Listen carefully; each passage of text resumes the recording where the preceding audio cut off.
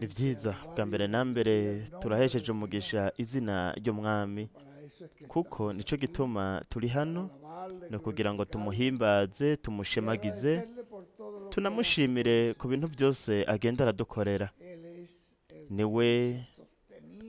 niwe yatuzigamye no kuboko kwiwe kububasha kugeza tugeze hano araduhezagira kandi azobandanya kuduhezagira kugeza twese twuzuye mu mwuzuro kugeza dushitse mu gihagararo c'umuntu ashitse. Igituma ndi ngaha kwara kugira ngo ndabe ibikorwa ingene biriko biragenda n'ukuntu mwakoze cane, ntimwahagaze, mwakoze igikorwa ciza kandi ndabakeje. Muri umugwi muto ariko ingene mwashoboye kwihutisha bino bikorwa, ndasaba rero Imana kugira ngo ibahezagire buri munsi, ibahe imigisha myinshi cyane yo mw'ijuru. Murashobora kwicara bene data.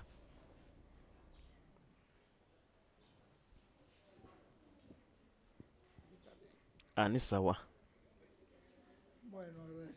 Ni byiza, turashimira Imana. Ntabwo tuza gutwara umwanya munini kuko ubutumwa bwaramaze gutangwa, kandi ubutumwa tweretswe ngaha ni ubutumwa bw'intumwa y'Imana. Uyu munsi ni igicigwa mwebwe mwumvise ico ari co ijambo ry'Imana hamwe n'ijambo ry'umuntu. Mwebwe murazi ko hariho amashengero ashingira gusa ku vyiyumviro vy'abantu n'imigwi y'amadini irongowe igendera mu vyiyumviro vy'umugwi w'abantu baja hamwe bagahuriza ku kintu hanyuma bagatora ingingo ngenderwako.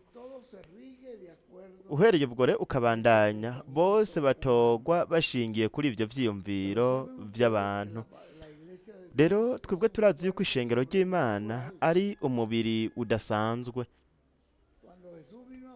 Igihe Yesu yaza, Bibiliya iravuga yuko yavuze ati kuri uru rutare niho nzokubaka ishengero ryanje. Avuga ku rutare rwo guhishurirwa kuzanwa na mpwemu yera. Ubwo nirwo rutare Branham yavuze ari narwo ari urutare rwo guhishurirwa kwa mpwemu yera, guhishurirwa ukamenya Yesu Kristo wariwe naho Yesu Kristo ari mu gihe wewe nanje tuba turiko turabamwo. Ico gikorwa ku munsi imbere y'uko umwami agenda, kuko umwami yakoranije hamwe abigishwa biwe hariya ku musozi wa Elayono imbere yo kugenda, kandi hariho nk'abigishwa 500 nka bene data 500 bari hamwe, aribo bashingira intahe Bibiliya. Kandi mwabo bene data 500 bose bari barumvise yuko hazoza isezerano rivuye mw'ijuru, ariryo sezerano rya mpwemu yera.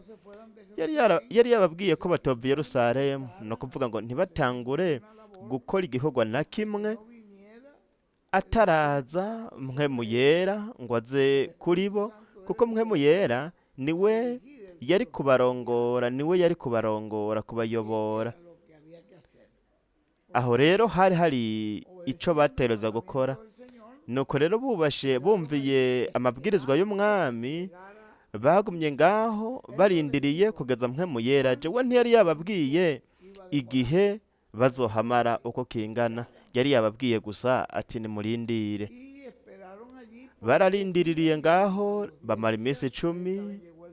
Ku munsi ugira 10 mwebwe murazi yuko ariho haba umunsi wa Pentekote, ari wo munsi mukuru bahimbaza abayuda, umunsi mukuru wari washizweho n'Imana witwa umunsi mukuru wa Pentekote. Kandi uwo ni nawo nyene wari umunsi Imana yari yifise, yari yarategekanije ko izorungika ko mpwemu yera.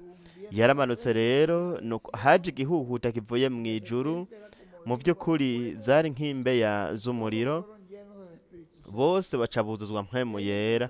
Aho rero turabona yuko ishengero rya Kristo ariho ryahereye, kuko aho niho bavuze ubwa kabiri. Mpwemu yera niwe akora ukuvuka ubwa kabiri, ntabwo ari igikorwa c'umuntu, ntabwo ni igikorwa ca mpwemu w'umwami.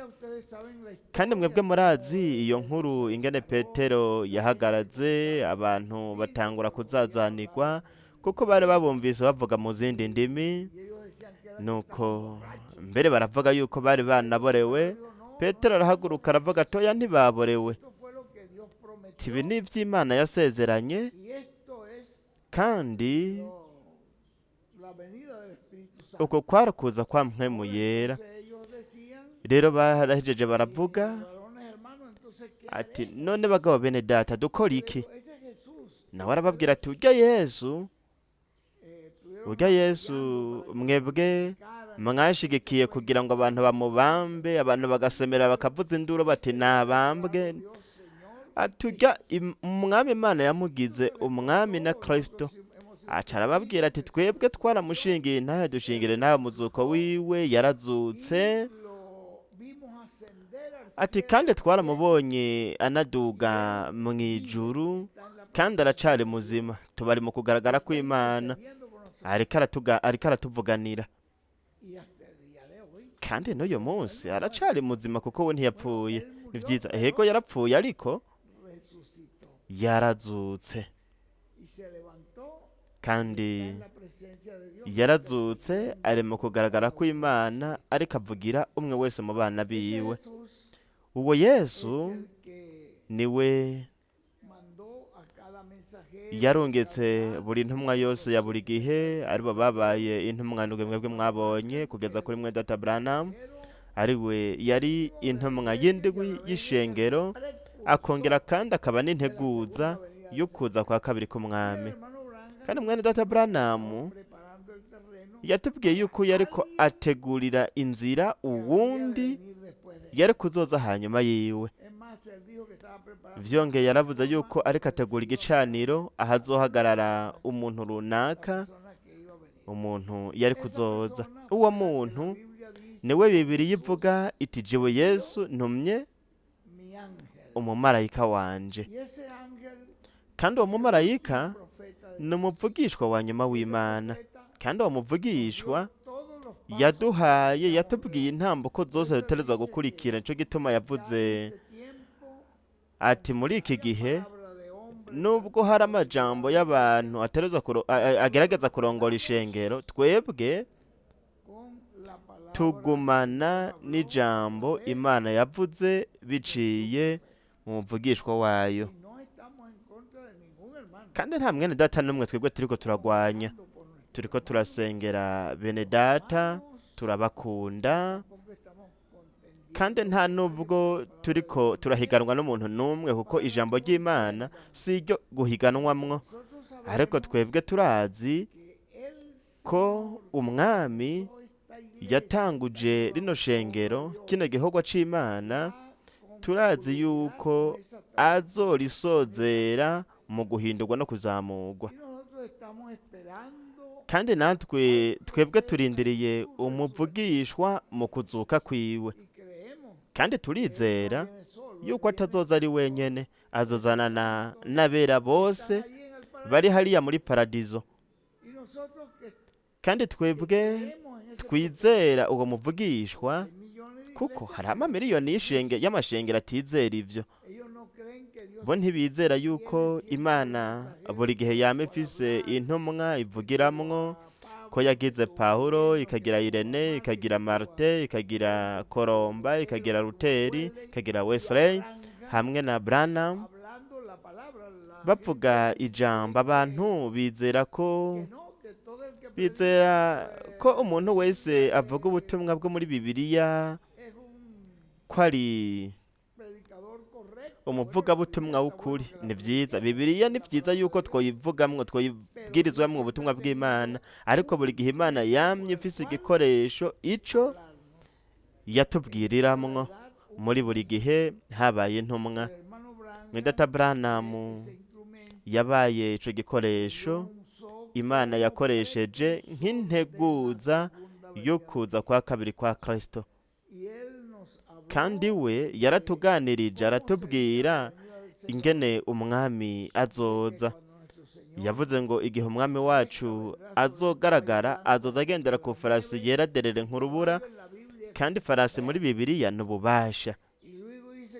Hanyuma yaravuze yuko azoba ari Emmanuel, azoba ari ukuza ko mwami, azoba ari iki? Azoba ari ijambo ry'Imana ryambaye umubiri mu muntu. Muraba ingene vyari vyoroshe. Muri uwo muntu William Santiago icari kimurimwo ryari ijambo ry'Imana, kandi we yarariduhaye. Kandi hari igihe yavuze yuko ubutumwa bwose bwatanzwe. Namba ubutumwa bwaramaze gutangwa, jewe nta bundi butumwa niteze, kuko namba ubutumwa, namba intumwa yabaye igikoresho kugira ngo azane ubwo butumwa akaba yarabutanze, jewe rero nigumanira n'ubwo butumwa. Kandi yaravuze yuko twebwe ico dukora ari kubusubiramwo. Ndizera yuko ari byo turiko turakora uyu munsi. Turi ngaha turiko twumva dusubiramwo ubutumwa bw'umuvugishwa, kandi twebwe turazi yuko umwami ashigikira ivyo vyose, kuko n'ijambo ry'Imana. Turazi yuko umwami ari kumwe natwe, turazi ko umwami adufasha, ko yavuze ati nzobana namwe imisi yose gushika ryari? Gushika ku muhero w'isi. Nuko rero mu bihe vyiza no mu bihe bigoye ari ngaho, ari kumwe natwe. Imana ikintu gikomeye cyane ifise ngaha ku isi, Mwidata William yambwiye inshuro nyinshi iryo jambo, ati ni ishengero ryayo.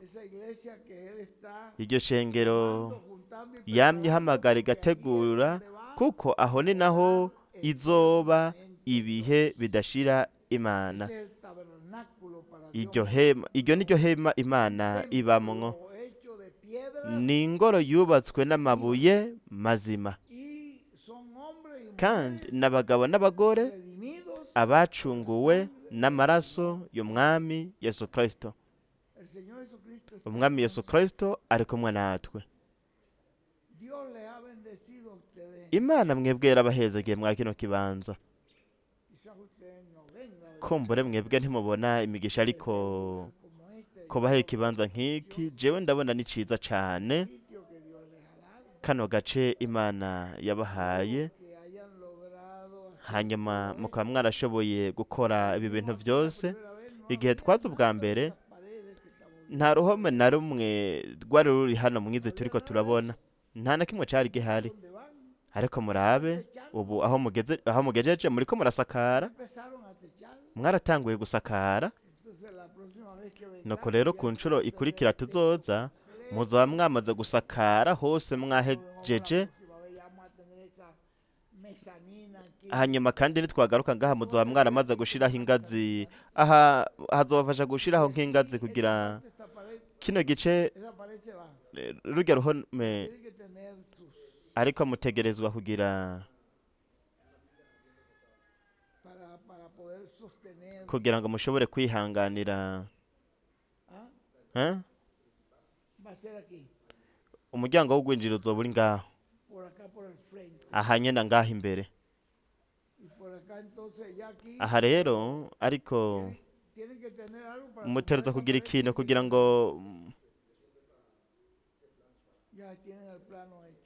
mwaramaze kugira plan, mwaramaze murafise igicapo. Imana yabahaye ikibanza ciza cane, yarabahezagiye, yabahaye umupasiteri akomeye cane. Jewe narabwiye Francisco muri na misi ati twebwe twaragendanye na Mwendata Makariyo. Mwendata Makariyo yaraduherekeje mu bibanza vyinshi inshuro nyinshi. Makariyo yari umuntu yarabayeho ku bw'Imana. We nta kindi nta rindi hangiro yari afise ku isi, kwari gukorera umwami, akabaho ku bw'Imana, kugurura amashengero.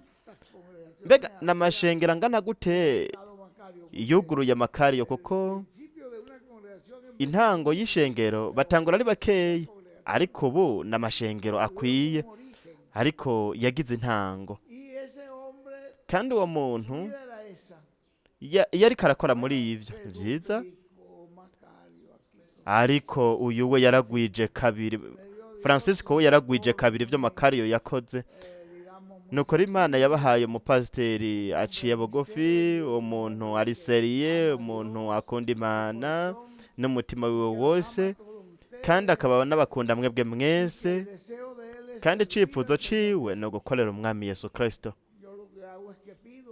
Jewe ico nkora nuko nsaba Imana ngo imuhezagire buri munsi, Imana imusige buri munsi, imusige na mpwemu yera, umwami amuhe amayerekwa menshi buri munsi, yongere iyerekwa ryiwe, Imana yongere ukwizera kwiwe, Imana yongere urukundo rwiwe kubw'urushengero, kubwa bene data.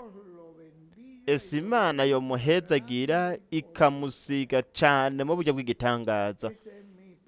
Ico nico cipfuzo canje, ni naryo sengesho ryanje, kandi mu kuza ngaha dufise iryo hangiro ryo gusaba Imana kugira ngo imufashe kubandanya ndetse no gusozera kino gikorwa.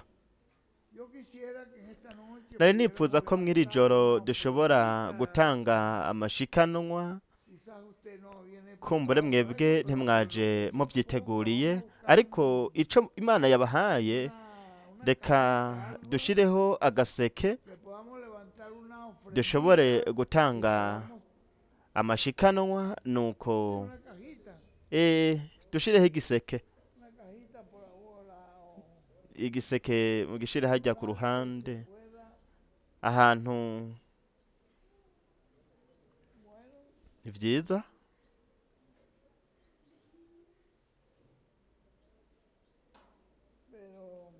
ariko aho niho vyoroshe gutangira.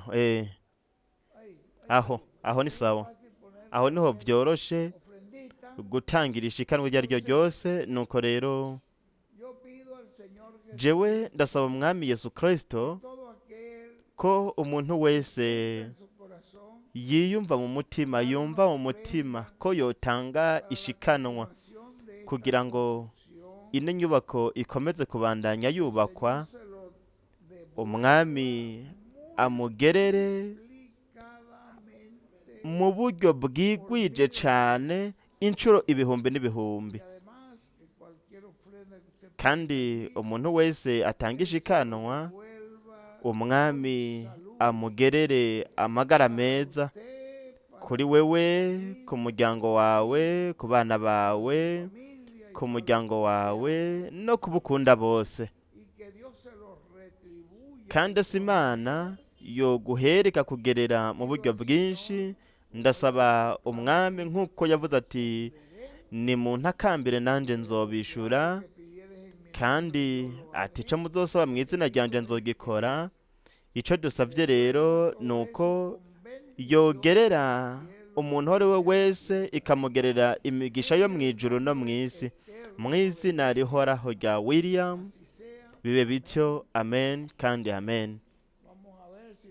Reka turabe namba bajya basore baza kuririmba indirimbo, canke bashiremwo indirimbo. Mbega ntiboronka ukuntu bashiramwo? Ni vyiza cane. Nuko umwe wese agenda arashiramwo. Herso, mfasha nshiramwo hariya ishikanwa hariya. Buri muntu wese atanga ishikanwa ryiwe n'umunezero.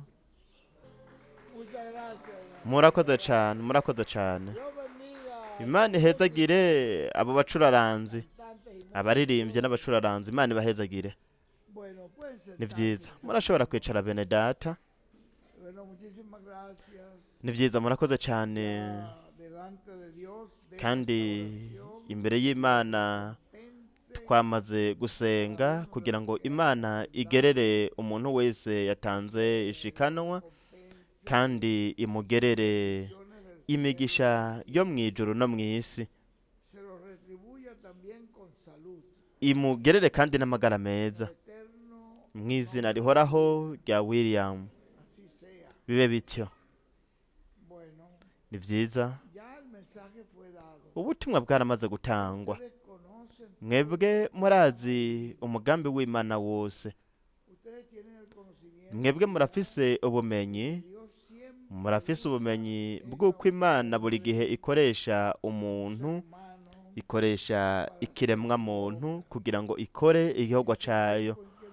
Muri iki gihe turiko turabamwo, yaturungikiye William Soto Santiago. Kamwe ndata William Soto Santiago yatuzaniye runo rukurikirane rwose rw'ubutumwa dufise, aribwo buduha impanuro, bukatubwira intambuko zigiye gukurikira kugira ngo tuzoshobore kuronka guhindurwa no kunyakugwa umwami yadusezeraniye. Ivyo biri mu buryo bugaragara cyane ngaho, twebwe turavyizera kandi turabisubiramwo ubudasiba, kandi ubwo butumwa turabusoma tukabwumva, kuko mw'ubwo butumwa niho hari ubuzima, niho hari umugisha, niho hari umuco.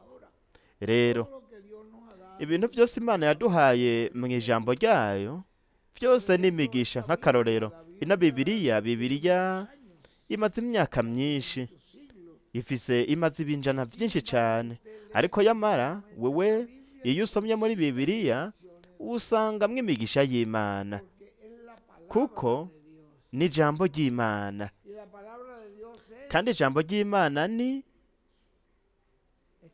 iki? Ni rizima, ntabwo ryigera rihinduka, ntabwo ritirimuka. Ikintu kizima kandi kikaguma ari kizima. Wewe urarisoma, ndetse naho wosoma mu izaburi, arizo zaburi za kera cyane kurusha isezerano rya kera, kuko isezerano rya kera, izaburi hamwe n'ivyanditswe by'ubutumwa bwiza hamwe n'ibitabo bya Mose, ivyo bimaze imyaka myinshi cyane, ariko yamara usomye ngaho urasangamwo ijambo rizima. Ubisomye usanga ari ijambo rizima. Iryo jambo ry'Imana urisomye urikuramwo inguvu, ukaronkamwo guhishurirwa, ukaronkamwo umuco, kandi hanyuma yaho turafise n'ijambo Imana yatuzaniye biciye muri Revera William Branham, ari we yaramuvugishwa, kandi iryo jambo ry'ubuvugishwa bw'ibihe bimatanijwe, igitabo c'imirongo. Ivyo bitabo byose twebwe tubisangamwo imigisha, tubisangamwo umuco, kandi tubisangamwo uburongozi bwo kugira ngo turonke isezerano ry'umwami. Hanyuma yaho umwami yaratuzaniye n'iki gihe, kandi aduha ijambo ryiwe biciye muri marayika w'umwami, kandi marayika w'umwami yatubwiye inshuro nyinshi buno butumwa ati subwi wanje, jewe ndiko ndabubaha nabukuye ku mwami, ati ico nahawe nawe nico nanje ndiko ndabaha.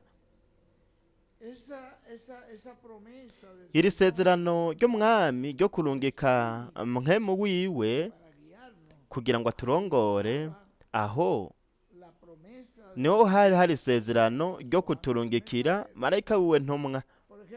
Nk'akarorero, reka dusome ngaha muri iki gisomwa, ngiye narifise n'ikindi canditswe ngaha c'ingirakamaro cane, ariko reka dusome iki kindi kinje mu mutwe ubunyene, kandi ngiye kukibasigira ngaha mu gitabo ca Yohana mu gice ca 16, igihe umwami Yesu yababwira uku gukurikira, aravuga ngo nari ngifise byinshi, umurongo wa 12, mwahabonye, muhandike, ni muri Yohana 16:12, mwamaze kuhabona. Nari ngifise byinshi byo kubabwira, ariko ntimushobora kubyihanganira ubu. Ariko uwo mpwemu w'ukuri niyaza, azogira gute? Mugende murambwira ibyo ntashobora gusoma kuko muri Bibiliya yanje narahasize, ariko ubu sinshobora kwasoma neza. Azobarongora abashitse kukuri kose. Murabitahura? Azoturongora dushikane kuki? Kukuri kose. Mwibuke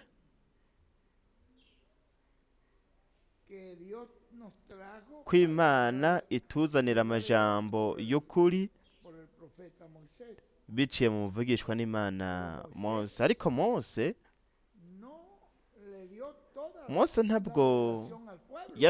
ntabwo yahaye guhishurirwa kose abantu. Mose yatanze guhishurirwa Imana yari yamuhaye ku bijanye n'ivyagezwe, ku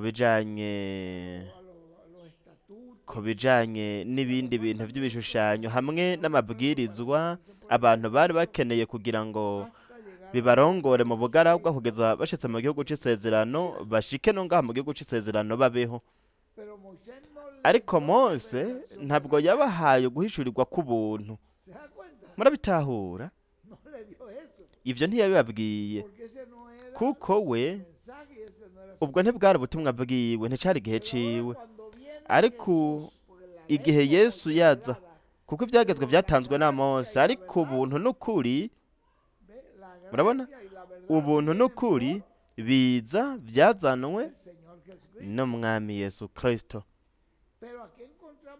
Ariko ngaha turabonamo ikintu kicingira akamaro cyane, ikintu gikomeye, ko umwami Yesu Kristo ariko aratubwira, murabe ngaho, aho hantu ningira akamaro cyane. Nari ngifise byinshi byo kubabwira, ariko ntimushobora kubyihanganira ubu. Ntabwo ashobora kubitubwira. Umurongo wa 12 ati nari mfise ibintu byinshi byo kubabwira, ariko sinoshobora kubibabwira ubu. Bisobanura yuko ari ibintu bizoza imbere yaho. Ivyo nivyo Imana yerekanye mu ngoro.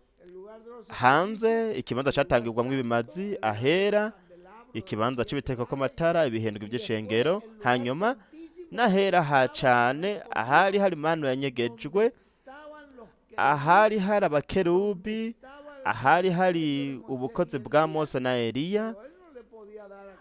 Ariko we ntiyari gushobora kubabwira ivyo muri ico gihe, kuko bo umwami yariko abanza kubaka ahera h'ishengero, aribyo byari bihendwe. Mfise ibintu ngomba kubabwira, ariko mwe ntimwoshobora kubyihanganira ubu. Ntimwoshobora kubyihanganira ivyo bintu. Nuko rero bisobanura ko habayeho ibintu yasize bikazovugwa hanyuma. Ariko aha ariko aratubwira ikintu cingira akamaro cyane. Mwumvirize mutego gutwi. Aravuze ngo ariko uwo mpwemu w'ukuri niyaza, azobarongora abashikane kuki? Abashitse kukuri kose. Ntabwo hazosigara igice na kimwe. Mpwemu w'ukuri niyaza, wazoshobora kutugeza kukuri kose. Ivyari kuba mu gice cyo hanze, ivyari kuba nahera, ndetse n'ivyari kuba nahera hacane h'ingoro y'Imana, navyo nyene azobitubwira, kuko nivyo bijanye n'igihe gisozera ishengero. Murabibona? Nuko rero areka aratubwira umwami Yesu yuko uwo mpwemu azoza kugira ngo atumenyeshe ukuri kose.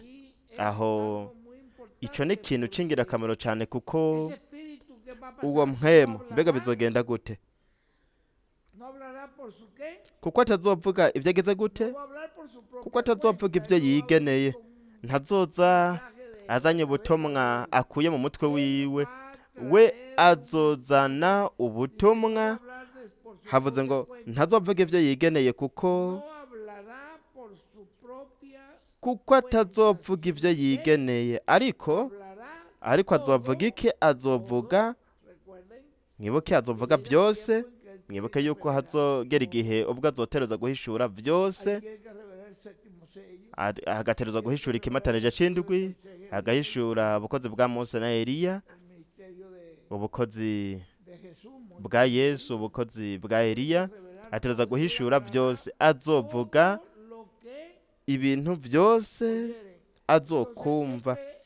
Nuko rero iyo ntumwa iza ivuye ku Mana kugira ngo ihishure ukuri kose kose, azomenyekanisha ukuri kose.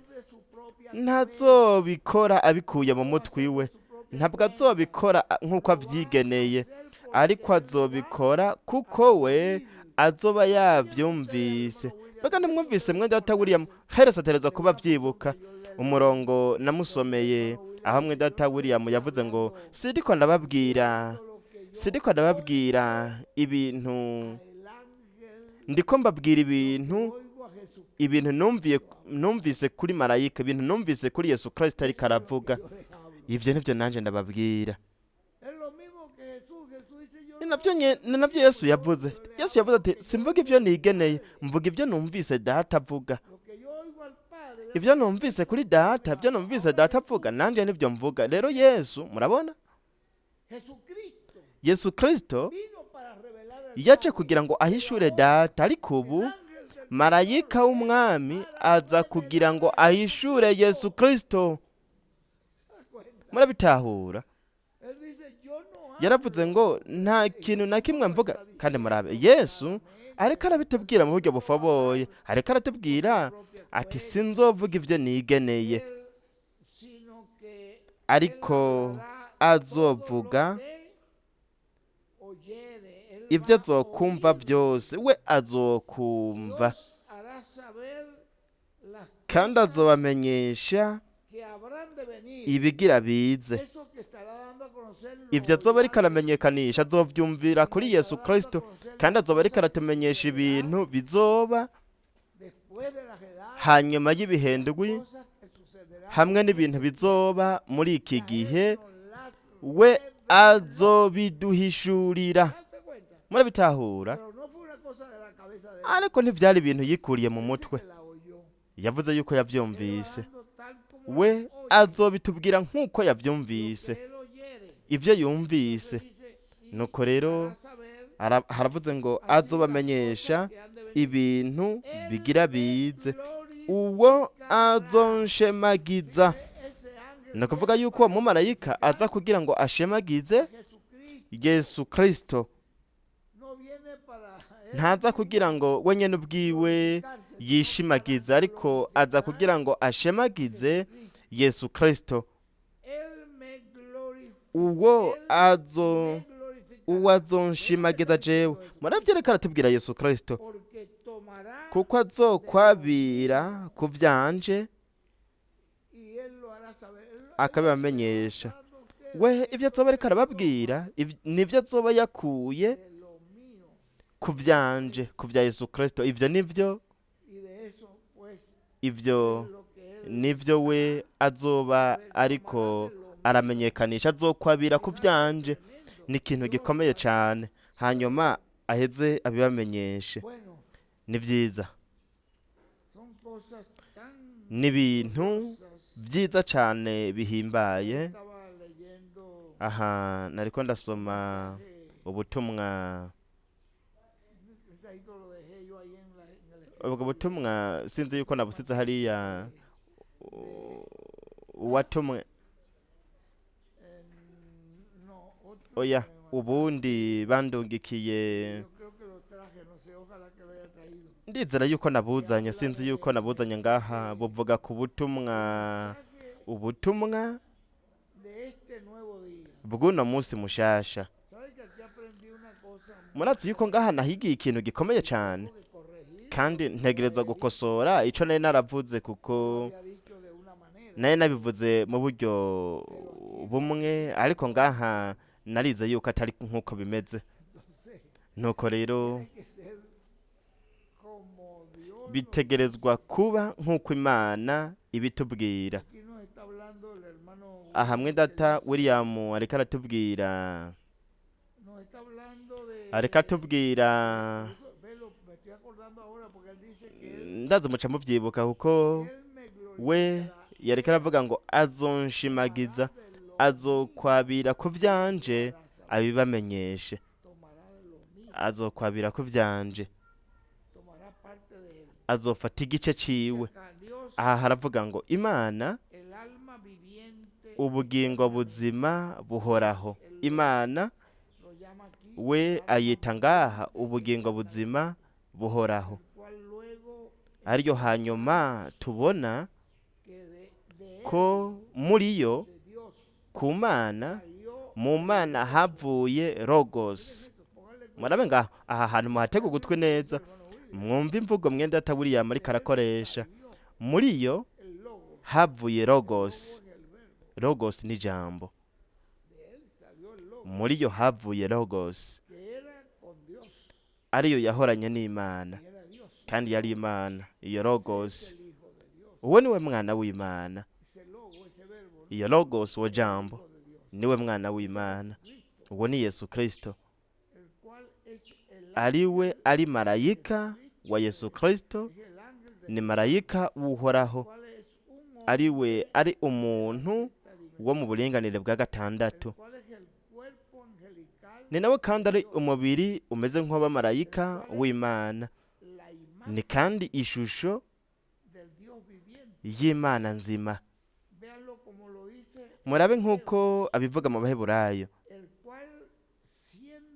uwo kuko ari gukayangana k'ubwiza bwayo n'ishusho ya kameremere kayo. Ni ukuvuga, ibi bintu muvyumviriza neza, ni ukuvuga ko Imana itaremye uwa mubiri umeze nk'uw'abamarayika. Nazo twari twiyumviriye ubwa mbere ko Imana mu byo yaremye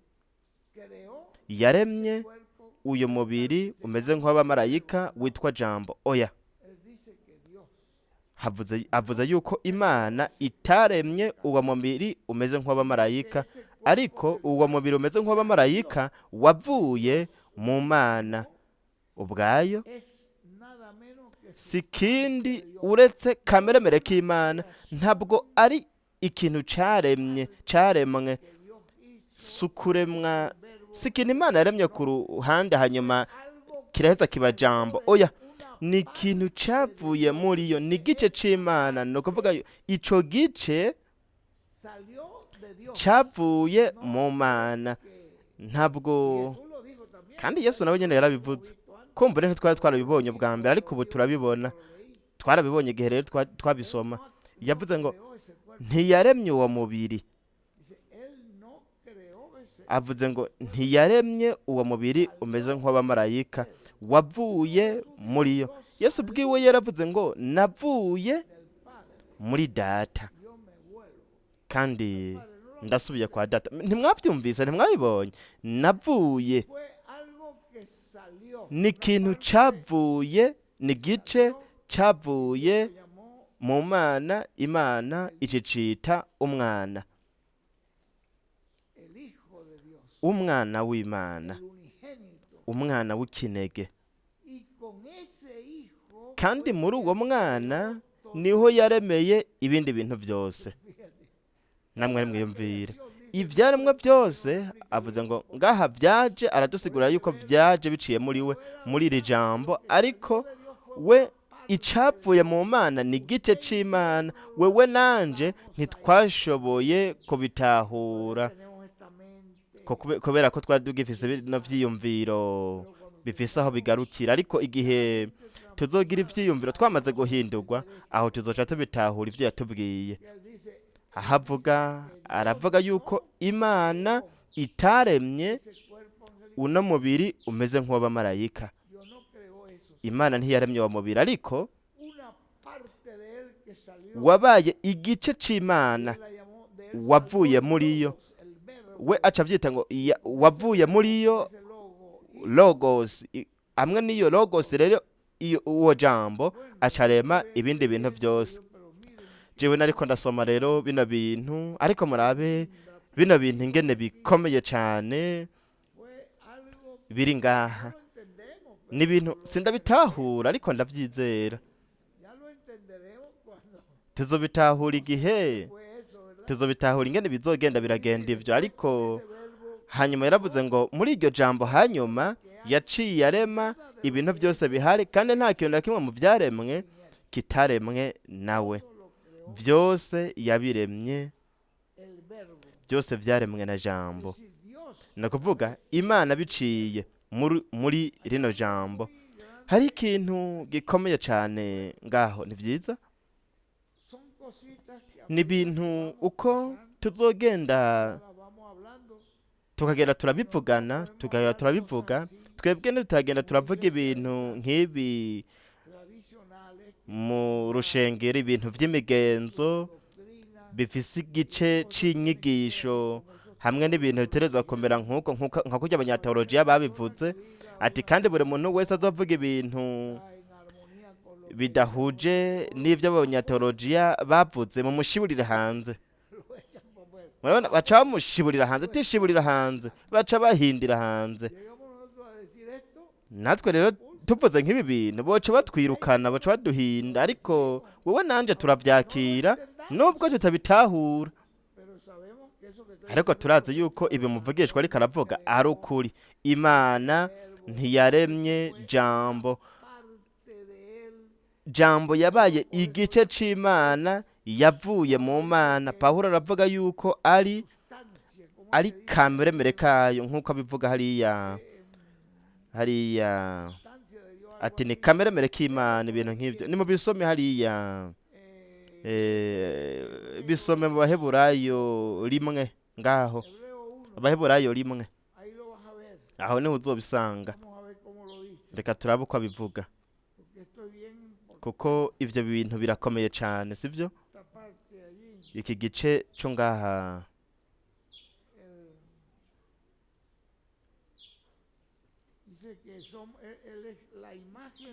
avuga ko ari ishusho y'Imana, ni ishusho, ni kameremere k'Imana. Ntabwo ari ikintu Imana yaremye. Ndibaza yuko biri mu Baheburayo igice ca mbere haravuga ngo kera Imana yabaririye ba sogokuruza mu kanwa k'abavugishwa nayo mu bihe vyinshi no mu buryo bwinshi.